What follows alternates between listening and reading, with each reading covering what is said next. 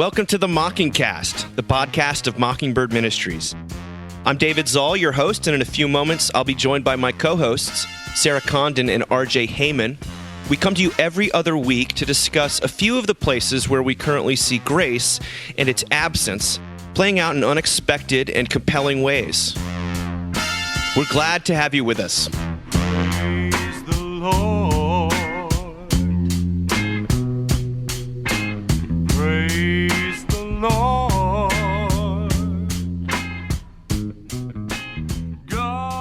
We've come to the end of the year. I can't kind of believe it. Here we are. It's just middle of December. Time this drops, it'll be very close to Christmas. Let's get a quick update from you guys. I know there's a lot happening in all of our lives. So, oh really? RJ, your head still on straight? What's going on over there? I am. So Keith Votes, who is a lovely priest in New York, and I believe a listener, posted something on Facebook today which captured how I feel, which is he said, this is the time every year when I realize that, Advent makes Holy Week look like a cakewalk. And that's kind of how I feel, right? Because Holy Week is just 1 week. Yeah. That's but true. Advent, and when you're going through Holy Week, you're not thinking about like buying the perfect gift for everyone in your family at the same time. So I'm in a good place, but I have not bought a single Christmas present yet. I have 10 days to do so.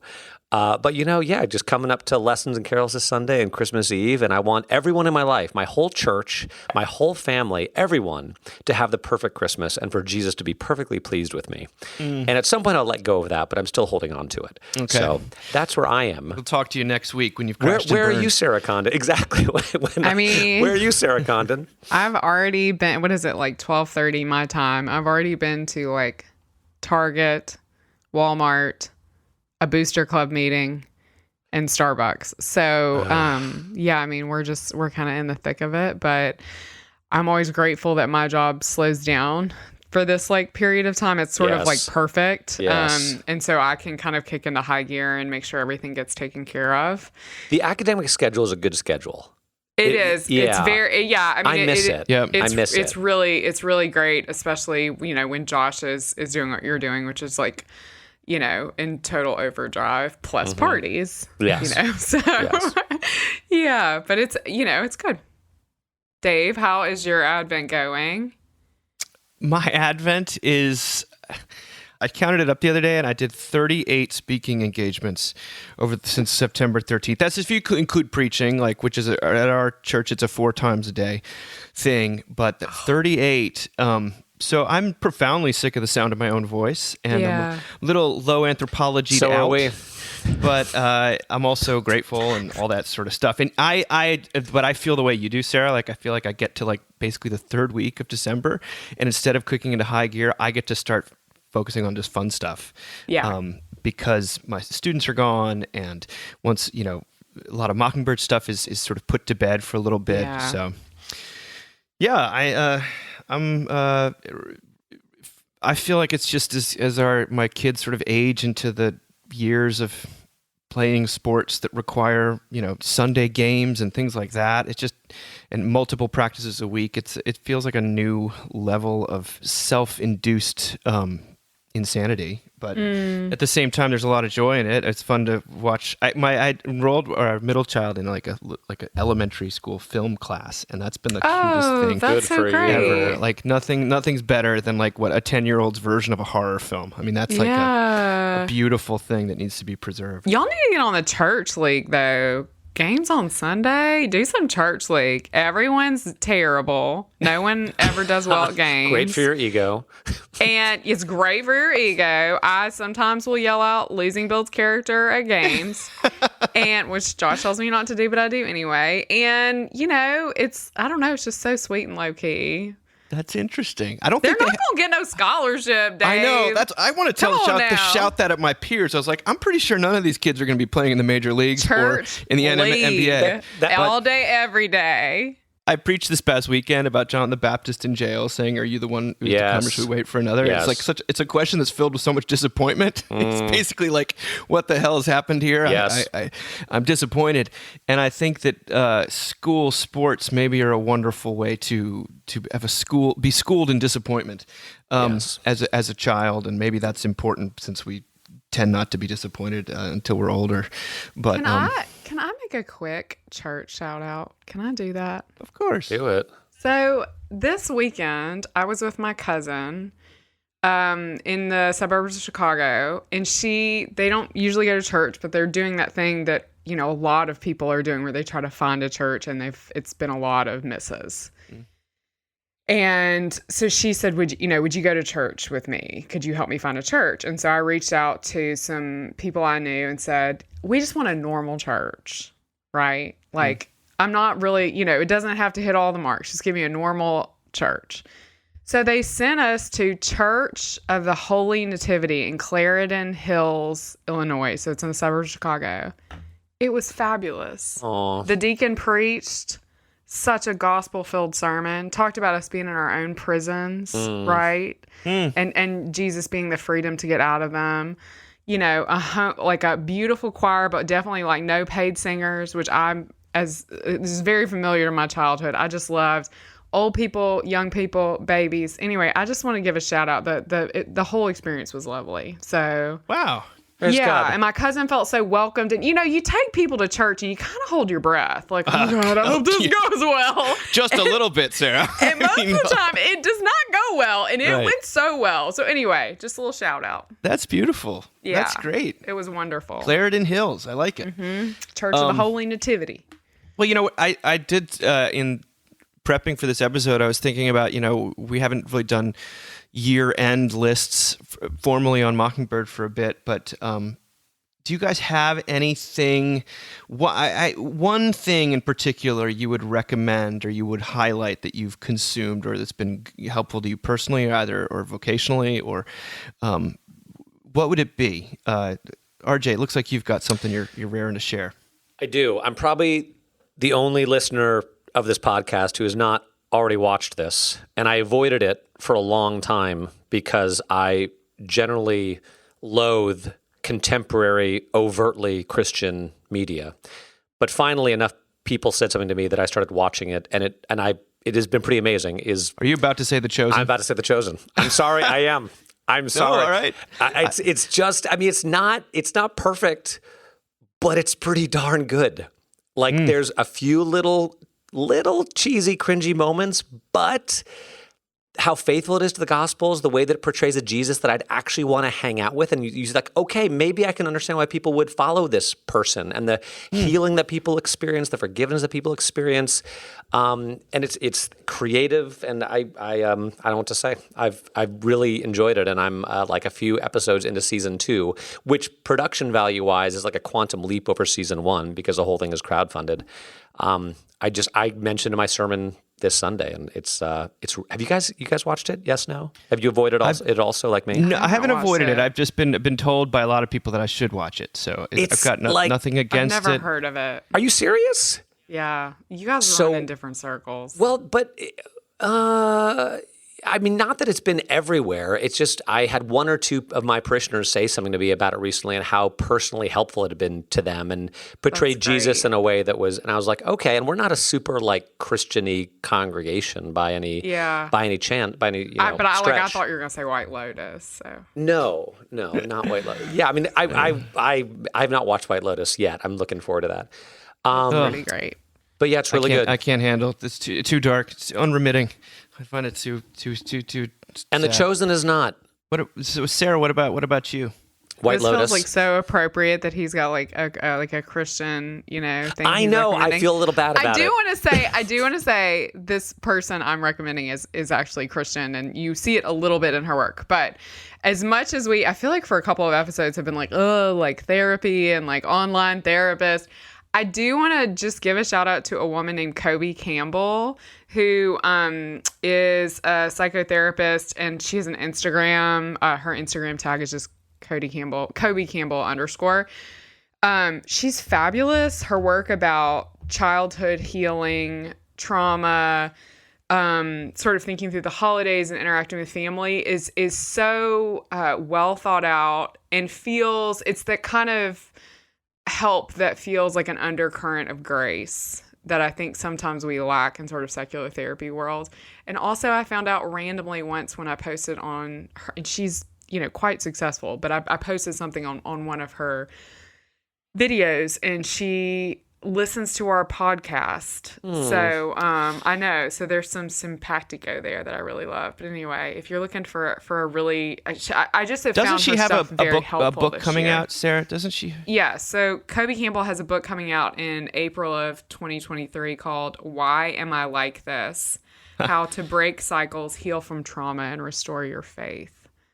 It's going to be excellent. Wow. So cool. I mean, Sarah, after you told me about that, like I did a dive into it, and I just second that emotion. It's beautiful work. Very cool Yeah. stuff. Especially, it's funny. I've definitely gotten some feedback about our comments on therapy. Yeah. And Thank you for not sharing them with us. I've regret. I just sort of, yeah. But then I came across yet another article that's like trying to parse this difference. But anyway. I just want to say it's in the again, ether. that's why I'm so thrilled we're highlighting that book and that work. For me, two things. I was blown away. We've talked about the podcast Heavyweight before. Yes. And there was an episode that my wife told me to listen to on one of these, trips to North Carolina recently. And it's episode number 44, and it's actually called Sarah, but not with an H. And it's about a young woman who receives a letter from another woman with the exact same name as her, claiming to be her childhood best friend. And it's about them delving into what was going on. And it touches on a very traumatic childhood, and it touches on friendship. But ultimately, I was crying like a baby at the end of it. And it's the hand of God is all over this in the most miraculous and cool way.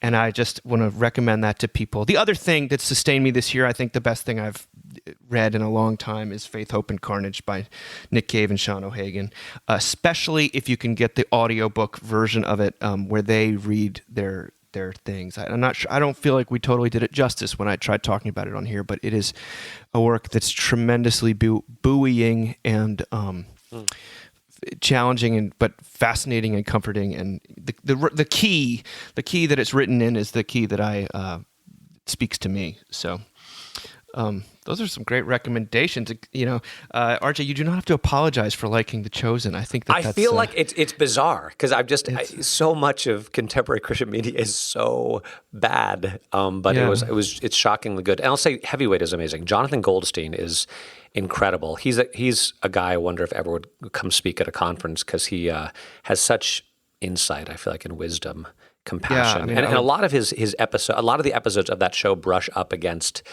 God in a powerful way, even though I'm pretty sure he's not a Christian. No, but he's very interested in grace, that's for sure. Yes, no question. Who's not? Who's not? I like that, Sarah. Well, let's get into it before we. Let's get into it. The first thing, I thought it was very funny, by the way, you guys, just thinking about our year on this podcast, is that Oxford, the dictionary company's word of the year was goblin mode. I saw that. Which is, I mentioned that in a crowd of people, and no one had never heard that word. So I think it felt like it was engineered for headlines. But Merriam-Webster's word of the year was gaslighting. Yeah. Gaslighting. I think that's actually much more accurate. This is what NPR was reporting about it. They said, lookups for the word on merriam-webster.com increased by 1,740% in 2022 over the year before. Half of those were me, because I have to look it up every time I hear it, because I still don't quite understand it. Well, here we go. Let's try to explain it. There wasn't a single event that drove significant spikes in the curiosity, as it usually goes with the chosen word of the year. No, the gaslighting was pervasive.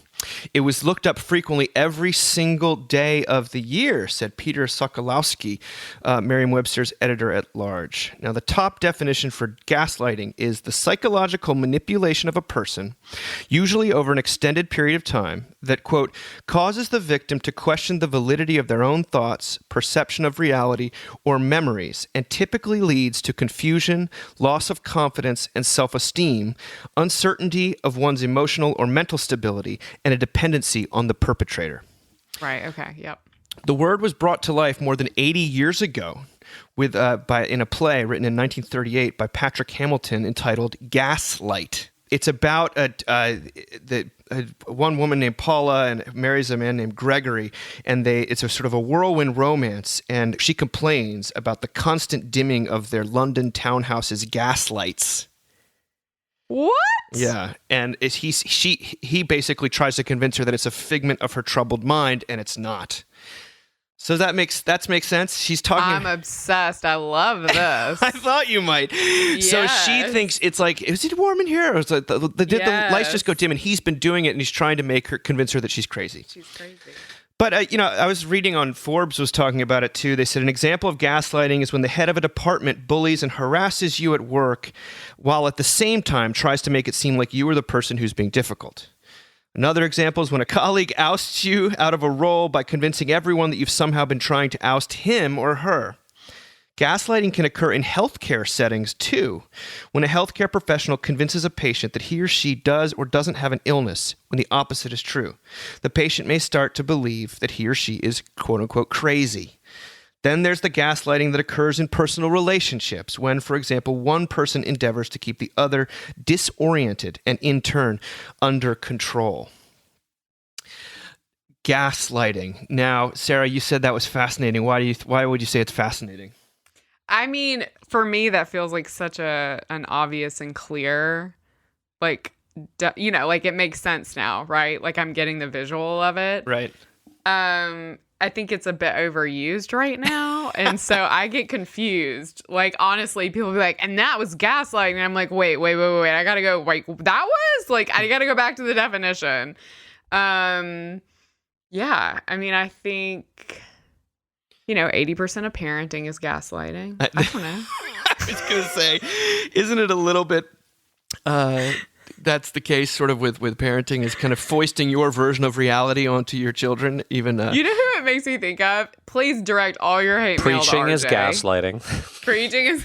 It makes me think of Taylor Swift, because I know, and please, Lord, don't let my college girls listen to this podcast, because they all love her.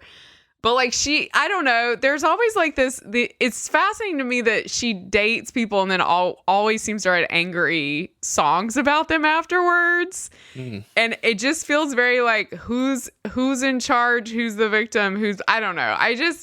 It's maybe that, please don't come at me, Swifties.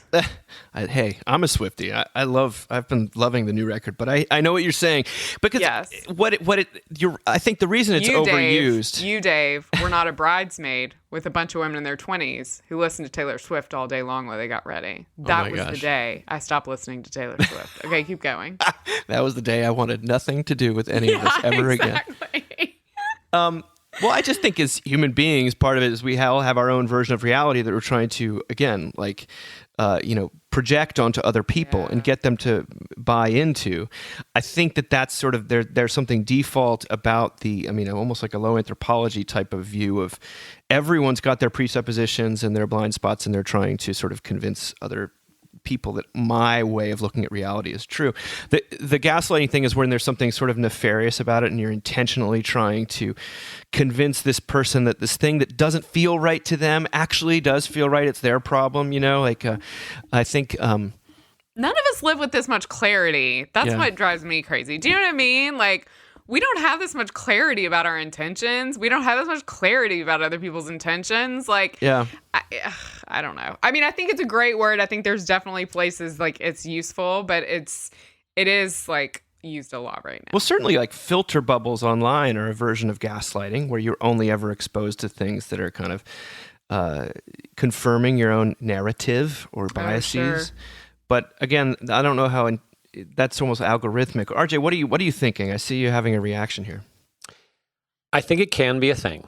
I think if you have a relationship, either a marital relationship, an employment relationship, some sort of power relationship with someone who is a diagnosable narcissist or a compulsive liar, of which there are, I hate to say, more than we might like to think there are, then I've known people who have been in relationships where someone was so pathologically committed to their version of events and so convinced of their own rightness that, if you are married to a diagnosable narcissist, you will end up feeling a little crazy because they're so completely convinced and bought into their own version of reality. So I want to say, first of all, I do think it's a real thing that happens to people. I also want to say, I think it's a very easy term to throw around when someone just doesn't agree with you, or if you don't agree with them, or if they're trying to tell you that you were wrong about something, or that you've had a miscommunication. Sometimes people just miscommunicate. Sometimes there's just a breakdown. Sometimes the way that something is received is not the way it was intended. So I think you got to be careful when you throw that word around because it's a heavy word and it totally comes out of the political situation of the last couple of years, right? Where no one is sure what's real. People are trying to create their own reality. Truth doesn't matter. Facts don't matter.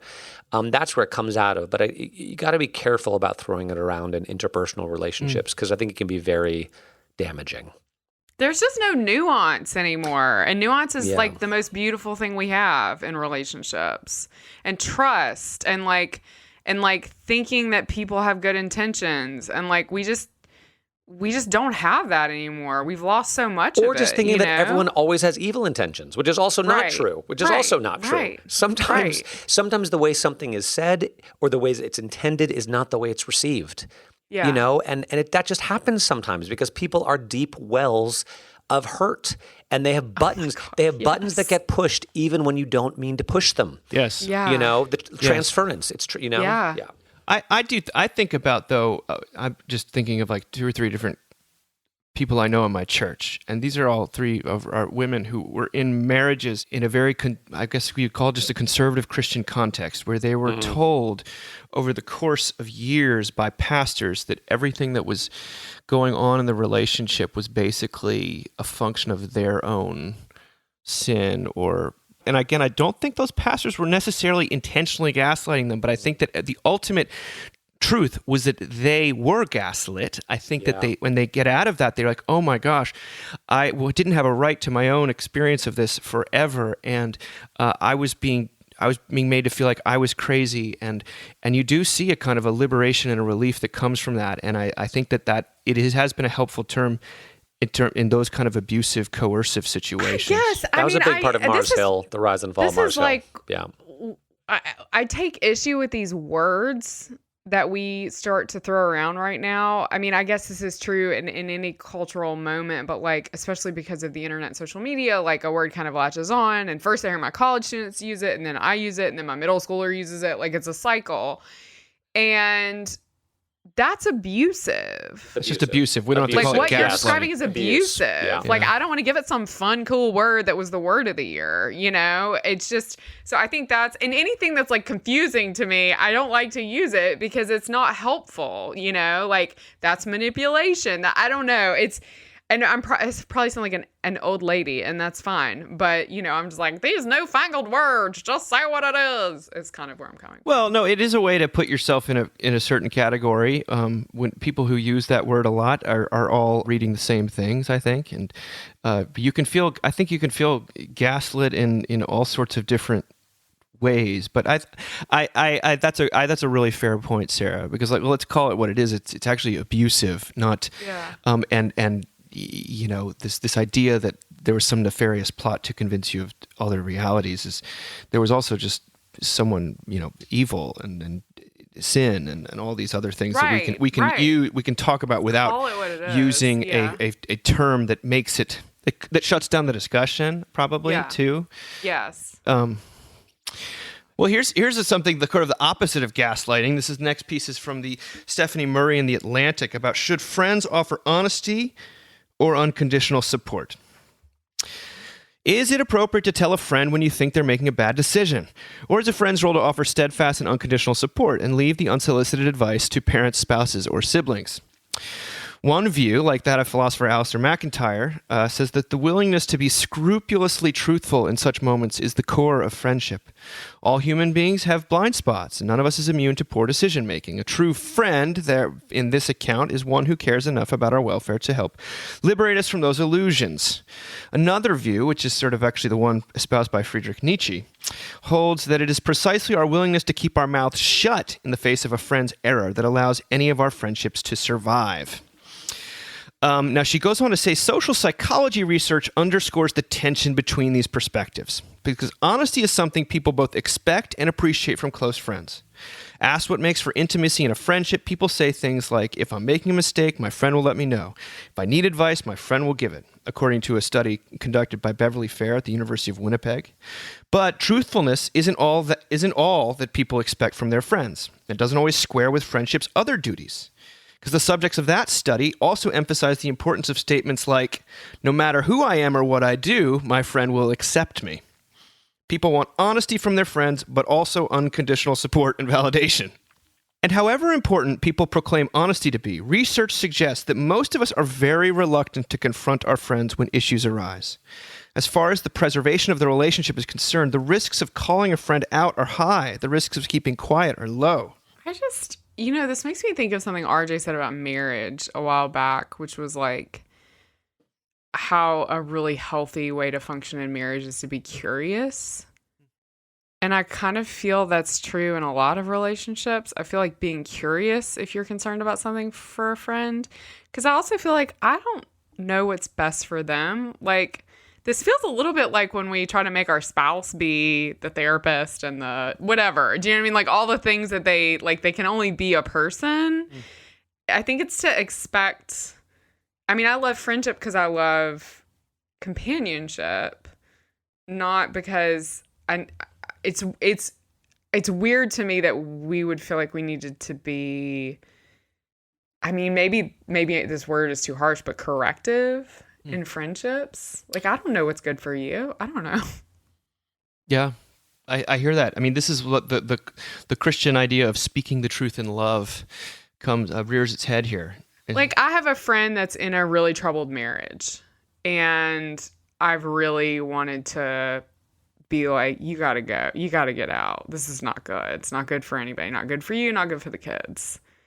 And, like, that's not going to fix it. She's just not going to be friends with me anymore. Yeah. You know what I mean? That's exactly the example, actually, that the author cites, is a woman who does that with a female friend, and the woman's walls just go up and she cuts her out of her life. And then if she does leave and she needs me, I don't know if she'll reach out. And so, like, I'm kind of just want to be there. Because you don't want the I told you so sort of. No one wants that. No. It's very difficult to know what to do. I mean, I always feel like it's less of a considered decision than people think. Like, sometimes you just say stuff because you can't not say it. Yeah. And, but my always sense is like, when in doubt, keep your mouth shut. I mean, that's like let God be the one to sort of engineer that scenario. Better remain silent and be thought a fool than open your mouth and remove all doubt. Yeah. What do you think, RJ? I remember a friend of mine, can't remember who it was, but someone who was in recovery, sort of in a 12-step program and wise, saying that I think it was AA, the need to give someone else advice was always seen as a sign of a lack of faith. Because if you really believed that God is in charge, then you wouldn't feel the need to tell someone else what to do. Yeah. I think there's wisdom to that. I also like, to get a little biblical, because that's my thing on this podcast. That's your gig. That's my thing. The Chosen, the Bible. Exactly. As it says, actually, I didn't bring up The Chosen over the last article. I wanted to, but I kept my mouth shut so I wouldn't be thought a fool. It reminds me that, in the Garden of Eden, the temptation of the serpent is eat this fruit and your eyes will be opened. You'll be like God, knowing good and evil. That's we want to know what is right and what is wrong, what is good and what is evil. But to me, part of having faith is giving up on that a little bit. Like if the cross is good, then we don't actually know what's good. If suffering ends up being good, then we don't actually know what's good. I mean, Luther in the Heidelberg Disputation says a theologian of glory calls, evil good and good evil, gets it upside down, gets it backwards. And he says something about the theologian of the cross being able to see, calls a thing what it is. But I'm still not very confident often of my ability to call a thing what it is. So sometimes, every so often, it's clear. But like you said, Sarah, even when it is clear, just saying it often is not the most helpful thing, and it may just alienate you from the person that is suffering or acting incorrectly or something. So I have a few. I feel like I've got a few friends in my life that I would receive. Like if one of you came to me and said, "RJ, you're really blowing this," I would think pretty deeply about that. Well, I'm glad you said that, RJ, because Sarah and I have been talking. Exactly. Sarah's been talking to Jamie about your marriage, and I mean, what's funny to me from the article is like the thing was like, should you not do it? Should you just let spouses and parents? I was like, well, that's also a bad idea. Well, is your goal is the idea in a friendship to straighten other people out, or is it to simply walk with them through, just to be with them, and then to really not know? I mean, yeah, I would just say this: I've seen some situations, especially involving romantic partners, where I look back and I think, gosh, should I have said something? Because I certainly felt so at the time. But and I could blame myself, and I could say, but I know for a fact they wouldn't have. My own experience is that when people have done that with me, I've never listened. And it's just been it's almost made me want to run in the opposite direction. I mean, this is how the law works. And I just don't think unsolicited advice is ever received as anything but judgment, even if it's meant from a place of love. It matters not how it's intended, but how it's received. And how the way that it's received in these situations is not. I think you can pray for your friend. I think you can, plant seeds. And again, if you're in a situation where you just can't say something, you're going to say something whether you should or not. So it's going to happen. Right. And certainly, but isn't it funny that like usually when you get some sort of corrective that really gets through to you, it comes from someone that you barely know. I mean, it's like the people that know us best. I always find it comes from out of the clear blue sky.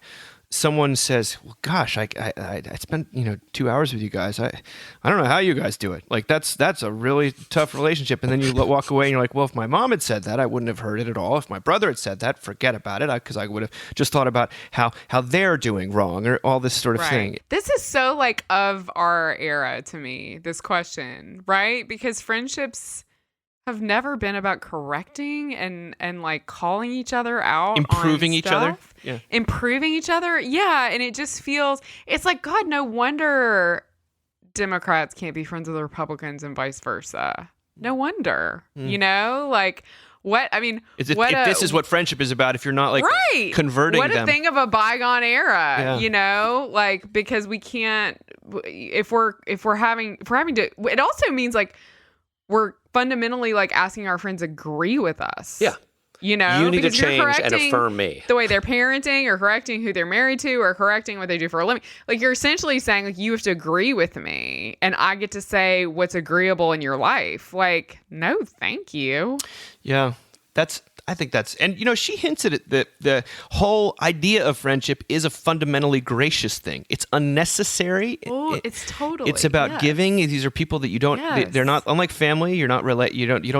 You sort of. You don't have to. You don't have to be in touch with these people, and it's all sort of a gracious type of situation. And I think you're right, because they quote a couple people who talk about this being sort of a culture of passivity, and I'm just thinking, I think we could use a little more passivity when it comes to this sort of thing.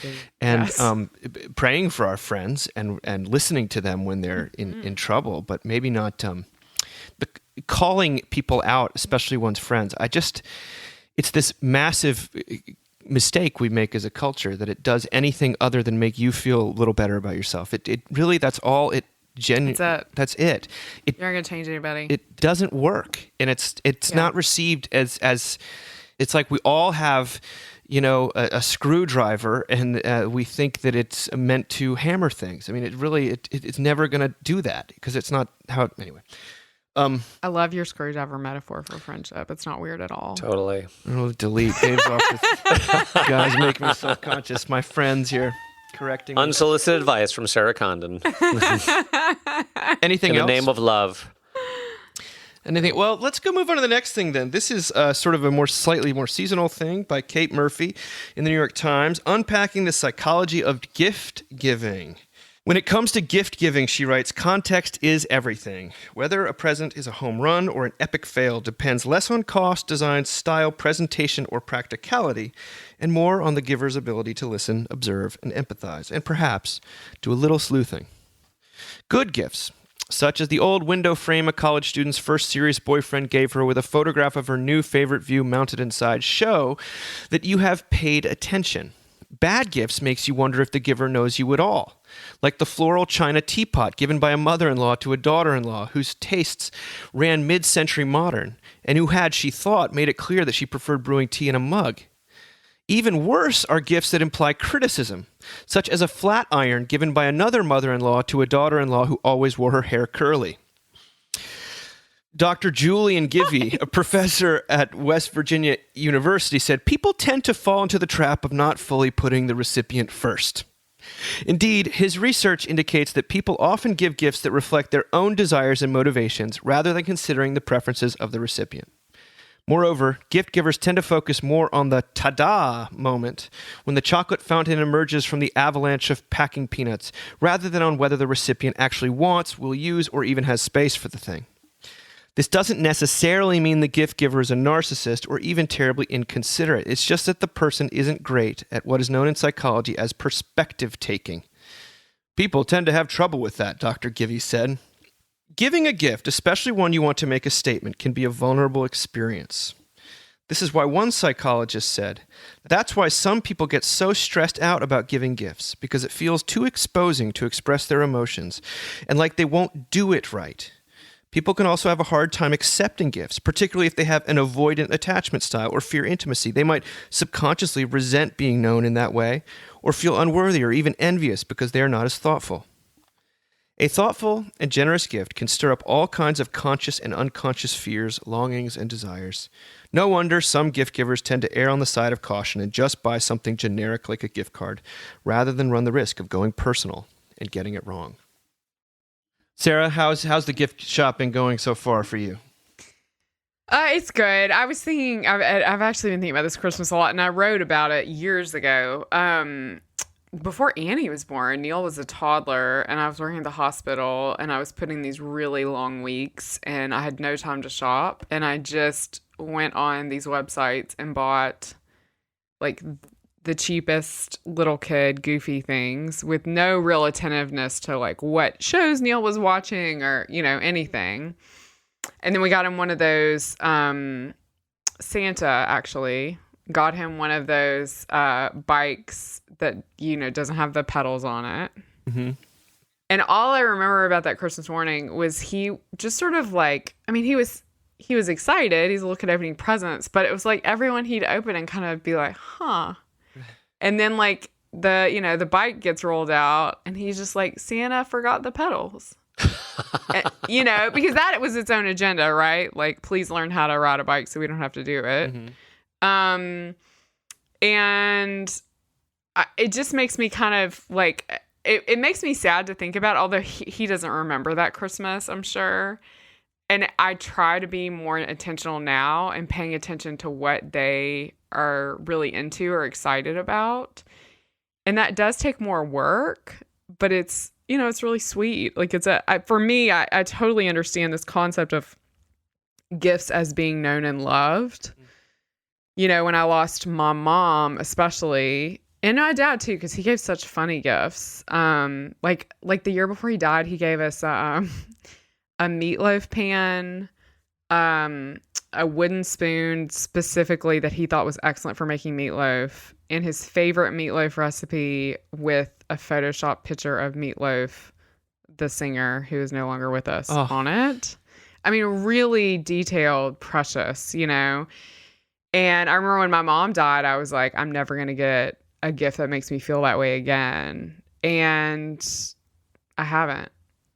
and I miss that. So I mean, there's something about gifts where you really say no and love to people that are riskier and they take more time, but it's so sweet to me, which is not to make anyone feel anxious if they haven't gotten people things like that. Cause I feel like by the time this comes out, like, especially women are going to be hyperventilating. No, but that's what sort of the dynamic they describe. It's like, oh no, the whole gift giving thing turns into a psychodrama of like, I'm not thoughtful enough. Like if I were actually, it becomes a barometer of how much you actually care. Or, I don't know, RJ. I don't get the sense you're a very good gift giver. I'm not. Yeah, I wasn't kidding. I think you said that before. I'm so stressed out about it. Yeah, I procrastinate. I put it off because I'm like, what am I gonna get? Oh my gosh. Yeah. I don't just say. I don't like giving gifts. It's hard to think about, and I feel like it's going to be a fail. And I don't know. It's not my love language. It's hard. Words of affirmation are my love language. Like, I will encourage the hell out of you. Yeah. Yeah. And tell you I love you and throw my arms around you. But the gift giving thing, man, I struggle. That's why it's something that makes Christmas really hard.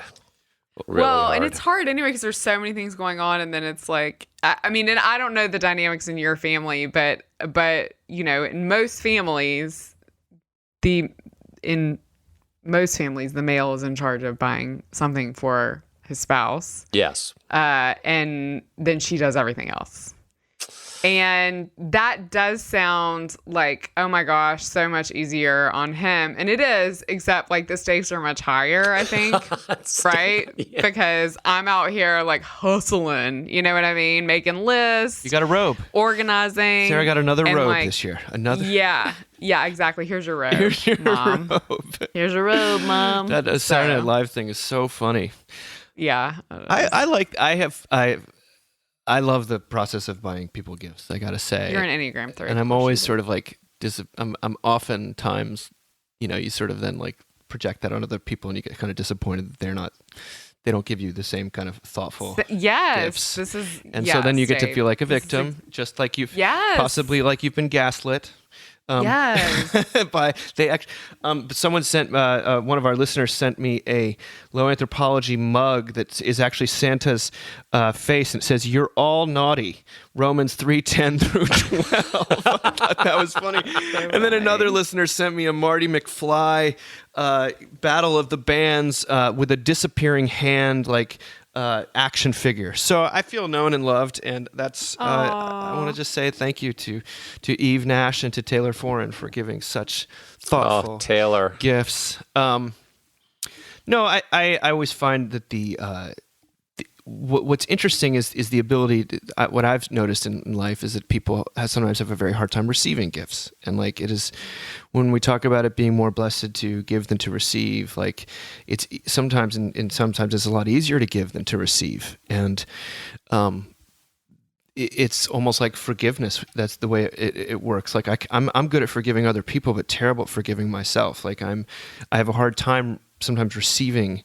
And this is, I think, as it relates to God's grace. It can be such a exposing and kind of undoing thing. Like you don't feel worthy to receive something, or. Well, it also points to need, right? None of us want to be needy. So there's something about gifts that point to need. I mean, I definitely have had people in my life who have tried to get me very specific to me things since Mom died. And, it's like, sometimes the specificity reminds me of why they're doing it.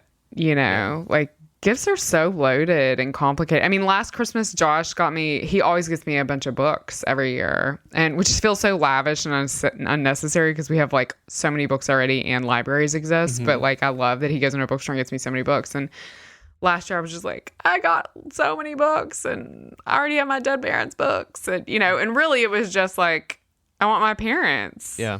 Right? But it was like, poor guy. I mean, my word. This is yet another reason why Halloween is better than Christmas, probably. 100%. Yeah. And Thanksgiving. Why Easter. Yeah. I will say, too, this is maybe a little bit too personal, but I'm sure I'm not the only guy out there who feels like this. I feel like I'm not very good at taking care of myself or even knowing what I want. And there's somehow it's tied up in there a little bit. It's like I have a tough time even taking care of myself or thinking about what I like to do or what I would want, and then it becomes very stressful to think about what other people want. I don't know. It just, and it feels, I don't know, it feels inefficient or something like that. I don't know. That's so interesting. I'm Because men are so, I mean, I love that you're saying that because men are so notoriously hard to shop for. And you are. And so that's such an interesting, like, I'd never thought about that like you're so bad at knowing what you need. Yeah, I think that's probably true, by the way. And it goes back to the last episode where it's stressful. I'm tired all the time. I don't really want to think about it. I have a huge fear of disappointing people, a huge fear of them not feeling loved, not taken care of, but I also don't really know even how to take care of myself. I don't know. Well, these are the minefields we step into at Christmas, and this is probably why Yes. it's good news. Merry Christmas! The reason for the season is a gift that keeps on giving. Said Anxiety. Said the youth minister. Oh, Well, anxiety. it feels like the moment in the all-time great Christmas special, the Charlie Brown moment when he throws his head up on the stage and everything has failed. He's bought the wrong tree. He can't Yeah. direct the play, and he says, "Won't Yeah. anyone tell me what the true meaning of Christmas is?" Yeah. And then little blanket holding Linus comes out on the stage, and suddenly everything is okay, and we all weep, and it's like, oh yeah. But I'm not quite at that moment of total desperation yet, but I'm Okay. almost there. Good to know. You're on track. Well, maybe that ties into this next one, which is from the BBC on the upsides of feeling small by Richard Fisher. Begins by quoting an essayist who wrote this in 1712, that our imagination loves to be filled with an object or to grasp at anything that is too big for its capacity. We are flung into a pleasing astonishment at such unbounded views and feel a delightful stillness and amazement in the soul at the apprehension of them. The essay is interested in drawing the distinction between beauty and the sublime. A tended garden has beauty, but the sublime provides something more complex, an enriching connection between the intellect and objects of vast scale or dynamic power. Crucially, something sublime like an enormous mountainscape or something like that, or like the Hubble telescope, brings a touch of discomfort, humility, or even pain. When a mountain, storm cloud, or waterfall diminished the self, it was a reminder of one's own vulnerability and finite existence, but felt safely at a distance. A sweet shudder, as one German philosopher put it. Now, they talk about how the sublime is always interconnected with feelings of awe. That awe is the feeling of being in the presence of something vast that transcends your current understanding of the world. Various studies have shown that experiencing awe can reduce stress, discourage rumination, and enhance well-being. It also fosters greater attention to detail, boosts memory, and encourages critical thinking. Then there are the pro-social benefits. People in awe are more likely to show generosity, become less individualist, and emphasize a greater sense of connection to others and the world. And awe, of course, is deeply connected with the power of wonder. When approaching the unknown, the psychologist Frank Kyle talks about the power of wonder, in which he describes as a more active, engaged sense of awe. Wonder is the engine that drives innovation and inquiry, the accidental impetus behind humanity's greatest achievements. It implores us to ask how, what, where, when, what if. It is one of the most powerful motivations we have as humans, and no one can take it away from us. If, as Richard Fisher writes, we are to navigate the enormous challenges of the coming decades without falling into the twin traps of dismissive hubris or paralyzing dread, then the lenses of sublimity, awe, and wonder may be necessary. I mean, when we talk about giving gifts, I always think about wanting to go on trips and experience things like the sublime in nature. I have a friend that is trying to go on this mammoth canoe trip, and one of the reasons I want to do it is because he posts such beautiful pictures of this sort of grandeur. Of course, when you're viewing on a tiny screen, grandeur it cannot be filtered into that. And I like. This experience of awe and wonder also is connected to me in the sense of this book I've been speaking about, Low Anthropology, and that sort of a view of human beings that expects less of them, or sort of a more honest or a sobering approach to human nature actually increases awe and wonder at all the amazing things that are put before you, the beauty, the goodness that is in evidence despite all of our efforts to obscure it. But do you guys experience awe, wonder? Do these words connect with you? Yeah, I mean, I experience awe and wonder. It's fascinating to me I mean, I definitely experience it when I've been to churches in England. So it's fascinating to me. The BBC is like, go outside, because it's a little bit like, when's the last time you were in one of those big, beautiful churches? Because I definitely feel that in those spaces as well. I have to say the last time I experienced it, it was this past Friday, and I was with my cousins in Chicago, and we went to the Arboretum because they had decorated it with lights. And they kept saying, like, because it was also fabulous, and they kept saying, oh, wait till the end, wait till the end. And at the end, they had done this sort of light and sound thing on the forest that made it look like the trees were breathing. Wow. And, you know, we had this whole gaggle of like very loud, like high on hot chocolate children. And everyone just like froze, you know, in front of these trees. It was so astonishing. And I looked over at my my cousin's child, who is a kid I would describe as one who has a lot of awe and wonder. And he was conducting the trees breathing, like with his hands. And you know, I mean, I think awe and wonder is often what saves us from the what's the beautiful phrase in It's a Wonderful Life where Clarence is talking to God, and he says, like, well, is he sick? And God says, no, it's worse than that. He's hopeless or something. And, you know, when I think about that movie and Jimmy Stewart's character, I think it is actually awe and wonder that saves him, that pulls him out of himself in so many ways. You know, I think often when people are in a mental health crisis, we always say, like, and I think about this when, you know, we were just talking about a suicide of a young father before we got on.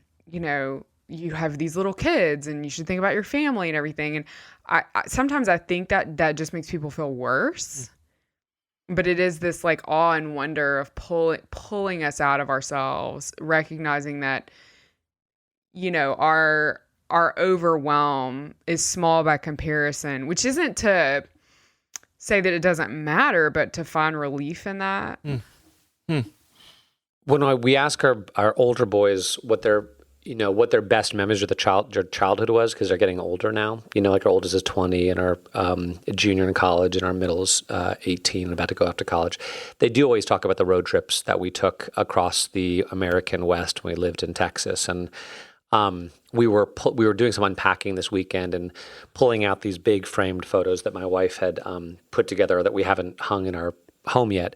And our 6-year-old was like really jealous. He's like, I want to go there. When are we going there? Because we had pictures of the Grand Canyon. He wasn't born then, right? So me and my wife and our 2 older boys at the Grand Canyon, at White Sands, New Mexico, at in the Colorado Rockies. And we're like, and Jamie, my wife was like, we'll take you there. We're going to go on those trips again. We're going to go do that again. Because our older boys want to do that. They want to take Marshall and show him these amazing places.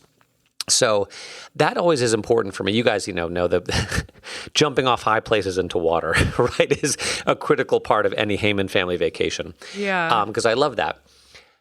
But I will also say the thing which always brings me the most healing are portrayals of people who have suffered being loved, seen and loved in the midst of their suffering in a way that is healing and transformational.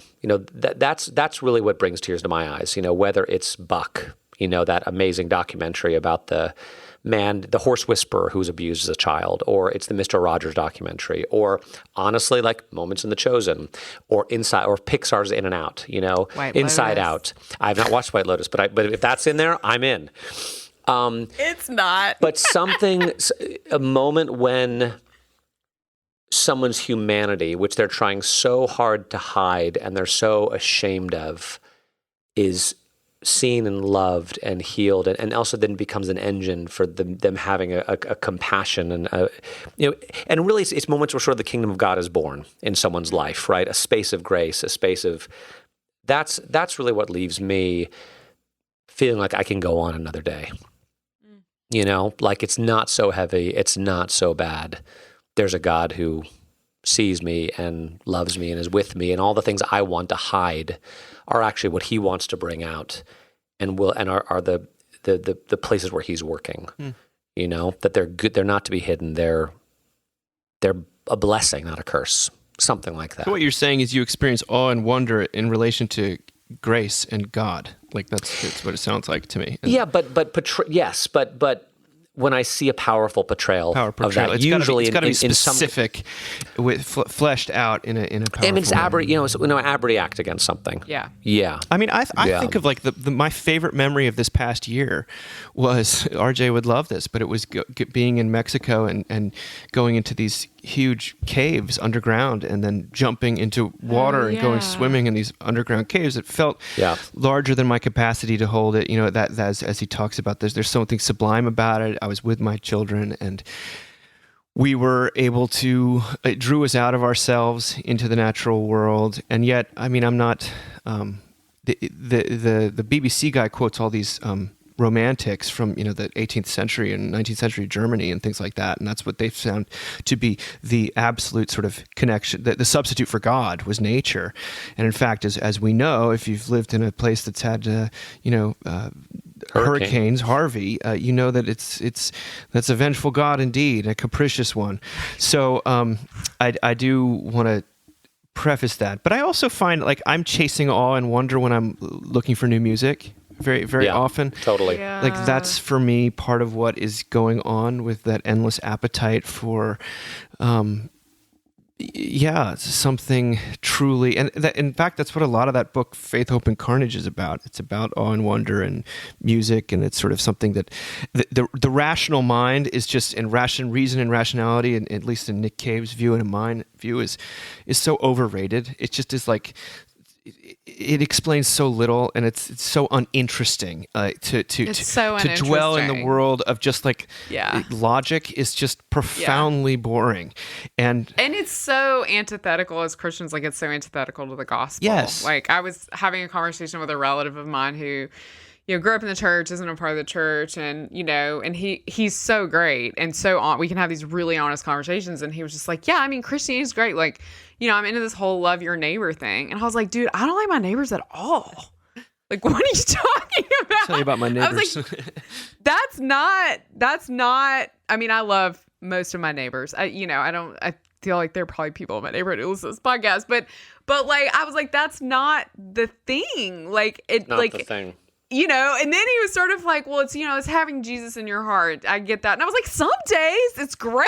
And then there's some days I'm like, I feel like my heart's like all full up on like shopping lists right now. And Jesus, I was like, it's rescue. Like it's these crazy, it's like everyone went after Timothy Keller this year, and I'm not really on Twitter, but I feel like he was on Twitter. It was like, he's too whimsical, right? Like these versions of Christianity that have too winsome. They're too winsome. Yeah.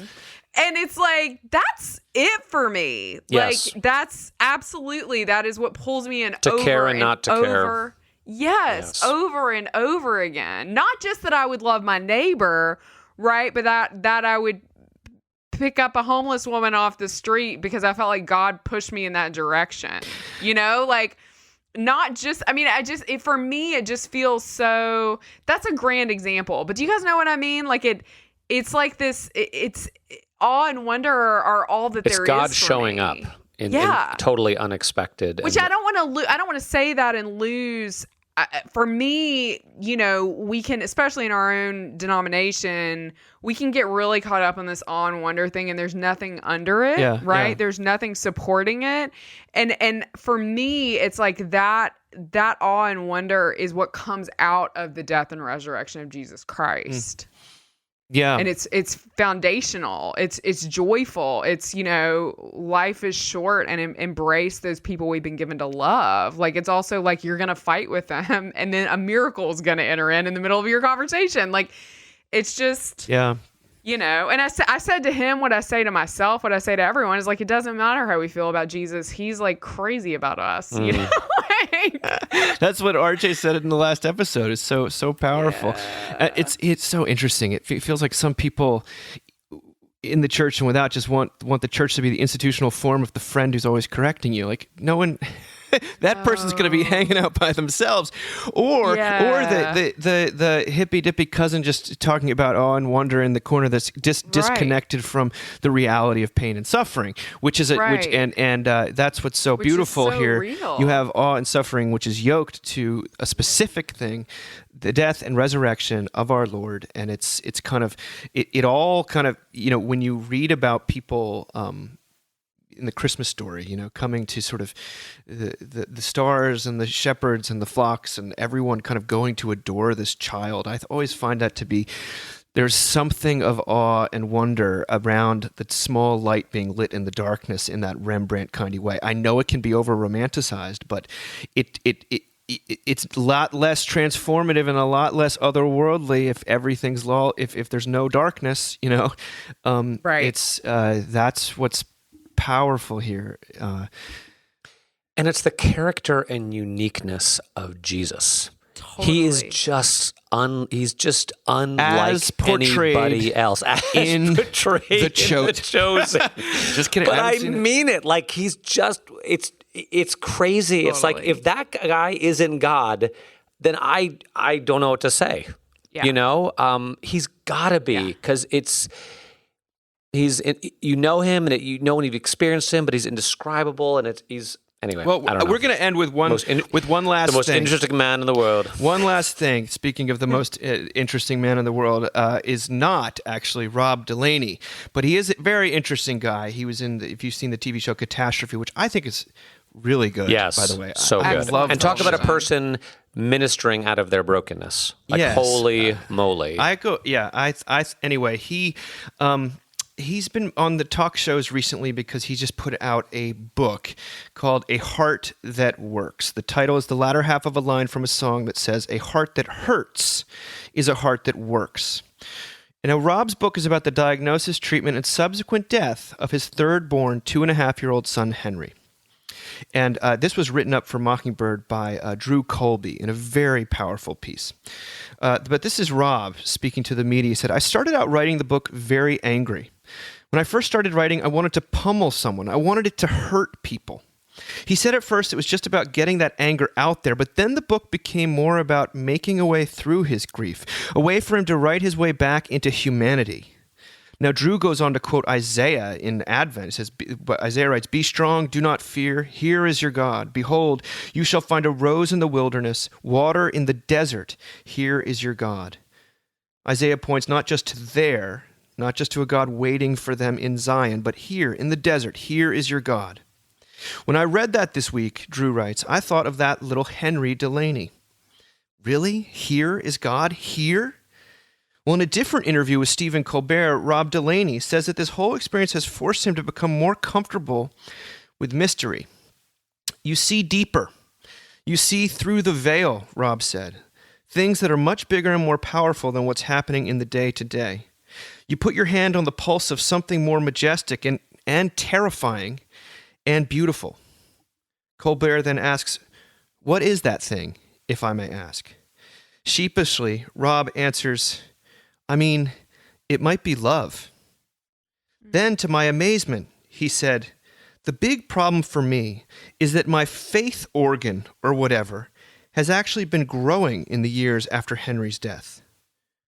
Faith growing in the wake of death? A rose in the wilderness, water in the desert, here is your God. Now, Drew writes, "You'll be glad to hear that just a couple of years ago, while still writing the book, Rob and his wife conceived and bore a son, their fourth.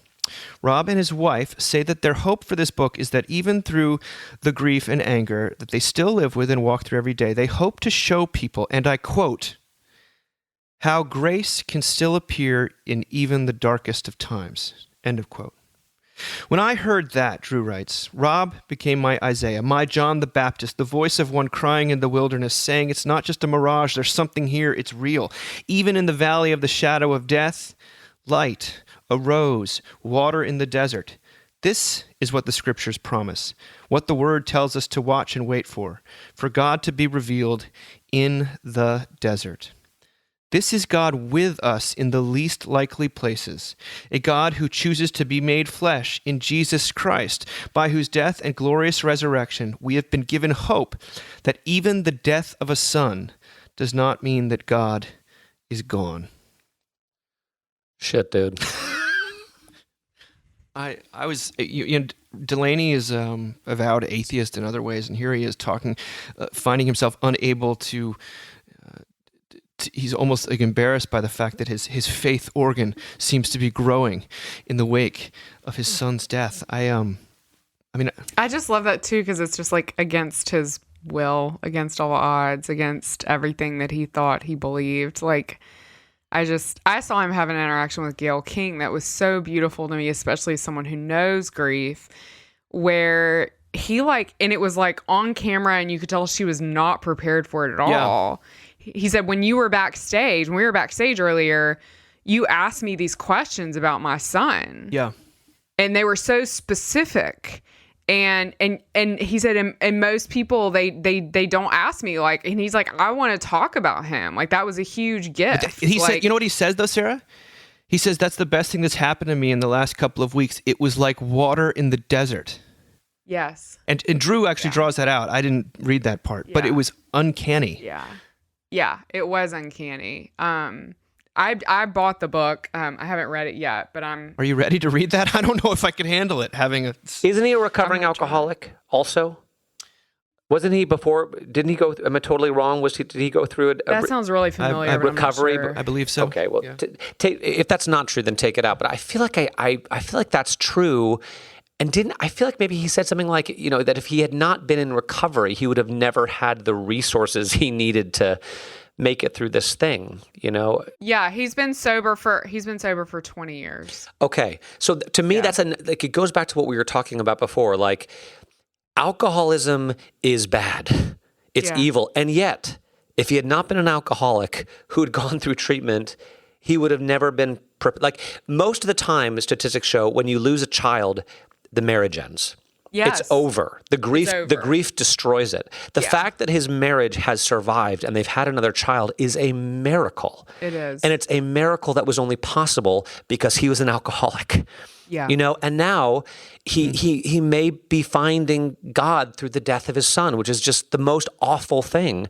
Yeah. But it shows the crazy way that God works. It's totally the last article, right? It's totally on Wonder. It's totally like... Yes, This is all in wonder for us right now. This is on Wonder.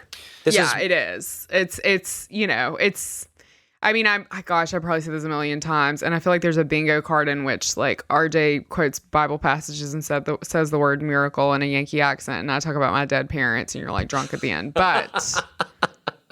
what about me? What's a Yankee accent? Dave doesn't get to talk much. That's a space. That's the miracle. My parents had incredibly tragic childhoods, and they talked about them very openly with me. And there was something about that prepared me for them to die and prepared me for the loss. And, when I was talking to this relative, like, you sound crazy as a Christian when you're like, well, actually the suffering is what did it, like that. There's not another real, I guess maybe Buddhism. I feel like I don't know enough to make that claim, but that suffering, it's not just enlightenment though. Suffering is not enlightenment. Suffering is rescue. It's where God meets you. Yeah. And, it's wonderful that he's written this book. If people want something else to read, what I was preparing for a class at church is I reread The Haunted Man, which is Charles Dickens, one of it's his last of his 5 Christmas novellas. And it's the only other one that's a ghost story, like Christmas Carol. And The Haunted Man is about a very sorrowful man who there's a ghost that appears and gives him the ability to forget the source of his sorrow. And then not only gives him that gift, he allows him to go around to people in his orbit and basically zap them and allow them to forget the most painful things about their lives. And what he finds out is by doing that, he also removes the things that make them special, unique, and ultimately loving. And the great climax of the book is when it comes to his, I think his nurse, who it turns out who's the kindest, most Christ-like person around, and it turns out she had not been able to have children, or had one child, and it was a stillbirth, and this experience she's grateful for, and she thinks about it every day, and how her child in heaven it feels for all other children, and it makes her want to go serve. And the guy just starts, he has a breakdown, and he thanks Christ for his suffering on the cross. It's unbelievably powerful. It's 90 pages. I haven't done it justice, but I know that what he's trying to say is that somehow, in some way that we'll never fully understand, but that the Christian story, the Christian faith holds at its center, is that suffering and redemption and love are all inextricably linked. And if you take one sort of leg out from the stool, it all collapses.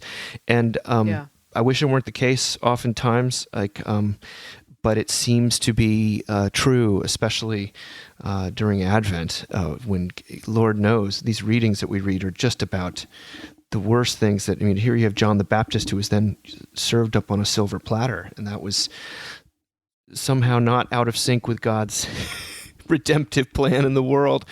But I'm just thinking about Charles Dickens as relates to Rob Delaney and this remarkable, because when Sarah, when he talks to Gayle King, you see a moment of reality in the midst of on a scripted television, or just sort of major television, network television, you don't always see, but there's something that happens, and she's sort of shocked that he says it.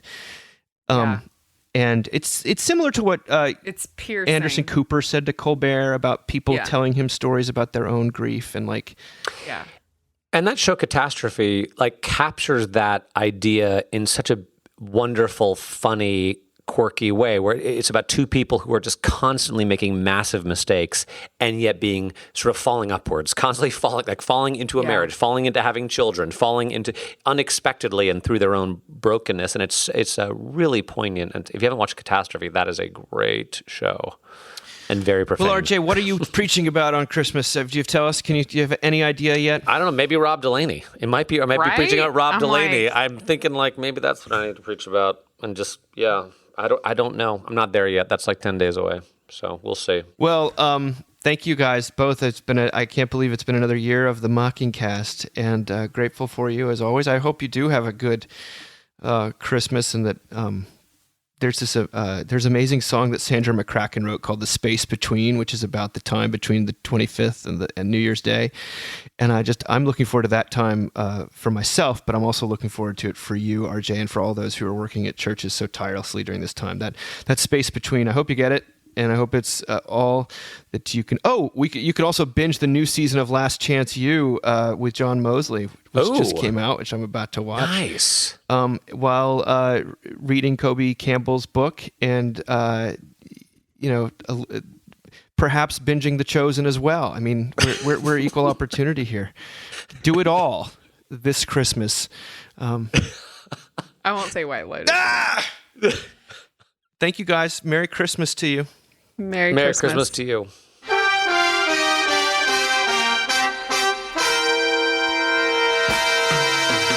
Thank you for listening.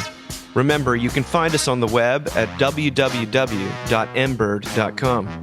And we'd always love to hear from you at info@mbird.com. Audio production for the Mockingcast is provided by TJ Hester. And if you like what you've heard, please drop over to iTunes and leave us a rating or review. Until next time.